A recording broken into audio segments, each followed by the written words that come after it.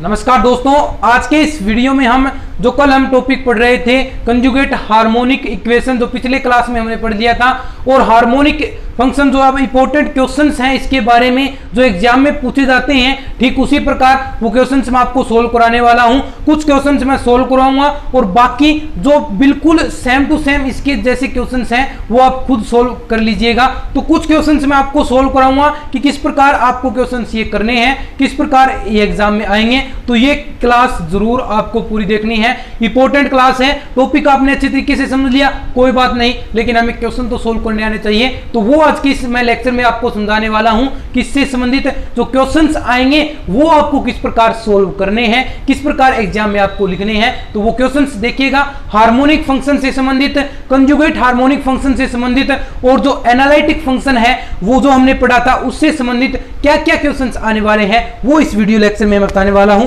तो सबसे पहला क्वेश्चंस मैं लिख देता हूं, क्या करना है, prove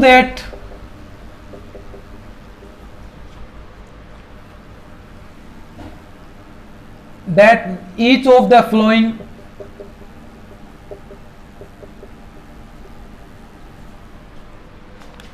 function u is harmonic in each case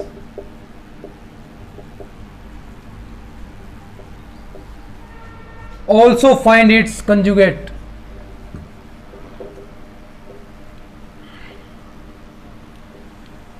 number एक क्वेश्चन है u x, y। सबसे पहले सिंपल सा क्वेश्चन है, इसको समझाता हूं करना कैसे हमें। ये देखिए प्रश्न क्या कहता है, प्रूव दैट, हमें प्रूफ करना है जो निम्न में हमें दिए गए हैं वो कंजुगेट हार्मोनिक फंक्शन है। सबसे पहले यहां पर हमें दर्शाना है कि ये फंक्शन है वो हार्मोनिक फंक्शन है, परस्परवादी फलन है। हम इसके लिए क्या करेंगे, लाप्लास इक्वेशन को संतुष्ट करेंगे। वो इक्वेशन हमें संतुष्ट करनी है क्योंकि अवकलनीय तो अपने आप ही होगा। दूसरा, इन इस case also find its conjugate, इसका संयुग्मी परस्परवादी फलन भी हमें ज्ञात करना है, जो हमने कल के वीडियो में सीखा था। मैंने आपको कहा था, अगर अभी बता रहा हूं, अगर वो वीडियो कल वाला नहीं देखा है तो सबसे पहले जाकर वो पूरा वॉच कीजिए। पूरा वॉच करेंगे तो आपको एक एक चीज यहां पर अब जो मैं समझाऊंगा, क्वेश्चन समझाऊंगा, तो सारी चीजें आपको क्लियर होंगी। तो पहले वो वीडियो जरूर वॉच कीजिएगा। अब देखिए u x, y equal 2x 1 minus y, सबसे पहले इसे हार्मोनिक फंक्शन हमें प्रूफ करना है। तो हार्मोनिक फंक्शन के लिए लाप्लास इक्वेशन का संतुष्ट करना जरूरी होता है। लाप्लास इक्वेशन संतुष्ट करेगी। लाप्लास इक्वेशन क्या होती है साहब, del square u upon del x square plus del square u upon del y square equal 0 होना चाहिए। यह होती है लाप्लास इक्वेशन। अब इससे हमें वैल्यूज निकालनी पड़ेगी। सबसे पहले del square u upon del x square की, del square u upon del y square की वैल्यू हमें निकालनी पड़ेगी लाप्लास इक्वेशन को संतुष्ट करने के लिए। तो सबसे पहले हम वैल्यू निकालते हैं del u upon del x की वैल्यू। फंक्शन है मेरे पास del u upon del x की, हमें वैल्यू निकालनी है। तो यहां पर देखिए मैं इसे ऐसा भी लिख सकता हूं 2x माइनस 2xy। x के सापेक्ष आंशिक अवकलन करना है तो y यहां पर कांस्टेंट होगा, y कांस्टेंट होगा तो x के सापेक्ष यहां पर आंशिक अवकलन कीजिए। तो यहां पर देखिए क्या वैल्यू आएगी, ये वाला पार्ट 2 होगा, 2 माइनस का यहां पर माइनस का 2y, ठीक है। Del u upon del y की वैल्यू निकालिए, ये पार्ट 0, यहां पर बचेगा माइनस का 2x। अब देखिए हमें वैल्यू निकालनी है डबल द्वितीय कोटि del square u upon del x square निकालिए, ये हो गया 0 क्योंकि y कांस्टेंट, ये भी constant. Del square u upon del y square, ये भी 0। तो लाप्लास इक्वेशन से हम क्या करेंगे, क्या निष्कर्ष निकलेगा, देखिएगा Laplace equation del square u upon del x square plus del square u upon del y square equal में देखिए वैल्यू रखेंगे 0 प्लस 0 इक्वल होगा 0, जो लाप्लास इक्वेशन को संतुष्ट करता है। तो यह क्या हुआ, हार्मोनिक फंक्शन हो जाता है, परस्परवादी फलन। अब इसका कंजुगेट हमें निकालना है। कंजुगेट संयुग्मी परस्परवादी, जिसका निर्धारण करने के लिए मैंने फॉर्मूला आपको बताया था, कुछ नहीं करना, कंजुगेट निकालने के लिए कुछ भी नहीं करना।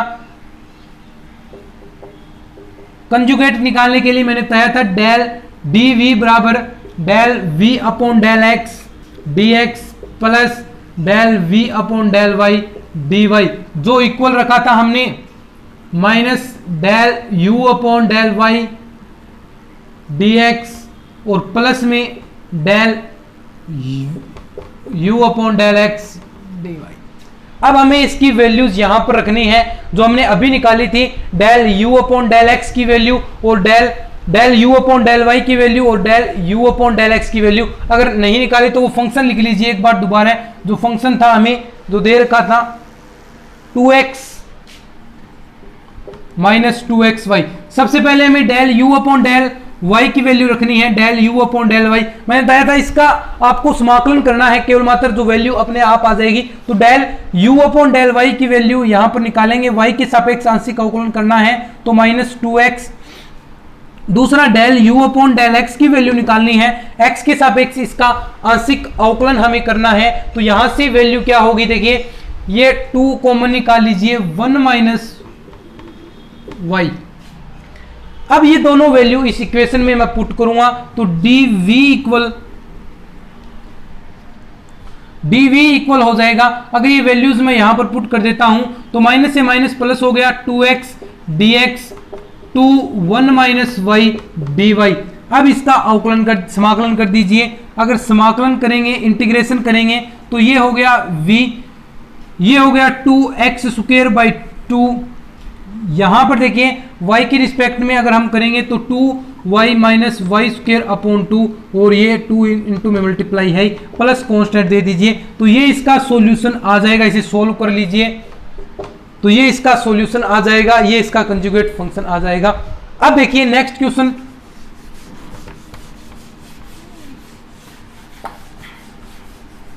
अब आप इस क्वेश्चन से सारी चीजें समझाएंगे क्योंकि ये थोड़ा सा टिपिकल क्वेश्चन है, वैसे आसान है लेकिन थोड़ा सा ये टफ लग सकता है, लेकिन मैं आपको ये समझा देता हूं किस प्रकार करना है आपको। e की power minus x x sine y y cos y, ये देखिए तो क्वेश्चन मैंने लिख दिया है। अब देखिए u x कोमा y बराबर e की power minus x x sine y minus y cos y। अब ध्यान से सुनिएगा, वही काम सबसे पहले हमें इसे हार्मोनिक फंक्शन प्रूफ करना है तो del u upon del x की वैल्यू मैं निकालूंगा। तो इसको एक बार अंदर थोड़ा सा इस फंक्शन को अंदर मल्टीप्लाई करा लीजिए ताकि सॉल्यूशन करने में दिक्कतें हमें न आए, ठीक है। अब देखिए सबसे पहले del u upon del x हमें निकालना पड़ेगा। तो यहां से देखिए ये कौन सा आ गया, दो फंक्शन है x के, तो u डॉट v से वाले फॉर्मूले से होगा तो पहले का अवकलन दूसरे को छोड़ेंगे एक बार, प्लस दूसरे का अवकलन पहले को छोड़ देंगे, इस प्रकार करना है। तो यहां पर देखिए सबसे पहले मैंने e की पावर माइनस एक्स को छोड़ दिया, x का किया 1 हो गया साइन y, x के सापेक्ष कर रहे हैं हम। दोबारा अब इसका करेंगे हम, यहां पर इस बार हम x को छोड़ने वाले हैं और इसका करेंगे तो माइनस, क्योंकि माइनस वैसे प्लस होता है लेकिन यहां पर इसका करेंगे तो माइनस e की पावर माइनस एक्स का माइनस एक्स माइनस आगे आ जाएगा x साइन y। अब देखिए e की पावर माइनस एक्स, e की पावर माइनस एक्स, इसका करेंगे तो प्लस e की power minus x y cos y। दोबारा कीजिए del square u upon del x square minus e की power minus x sine y, इसका वही u और v से पहले मैंने इसको e की पावर माइनस एक्स को छोड़ दिया, x का किया 1 हो गया। इस बार मैं करूंगा इसको छोड़ूंगा, माइनस तो है माइनस माइनस से प्लस हो गया, e की power minus x x sine y और माइनस e की power minus x y cos y. अब देखिए जो जुड़ रहा है उसे जोड़ दीजिए, del square u upon del x square, ये देखिए ये 2 हो जाएंगे तो माइनस का 2 e की power minus x sine y. अब देखिए आगे ये वाले पार्ट बाकी के बाकी ऐसे के ऐसे रहेंगे, x साइन वाई और माइनस e की power minus x y cos Y. इसी प्रकार आपको वैल्यू निकालनी है। देखिए अब मैंने x के सापेक्ष निकाल लिया, अब आप निकाल पाएंगे कैसे, del square u upon del y square की वैल्यू सेम टू सेम ऐसे आएगी 2 e की power minus x sine y plus e की power minus x x sine y plus होगी ई की power minus x y cos y. दोनों को जोड़ेंगे, वैल्यू आएगी 0, जो लाप्लास इक्वेशन को संतुष्ट करेगा। और लाप्लास इक्वेशन को संतुष्ट करेगा तो ये फंक्शन क्या हो जाएगा मेरा, हार्मोनिक फंक्शन। और अब हमें निकालना है लास्ट इसका कंजुगेट। तो कंजुगेट के लिए वही तरीका, डेल डीवी बराबर dx plus del v upon del y d y equal होगा minus del u upon del y d x plus del u upon del x d y. यहां पर कुछ नहीं करना।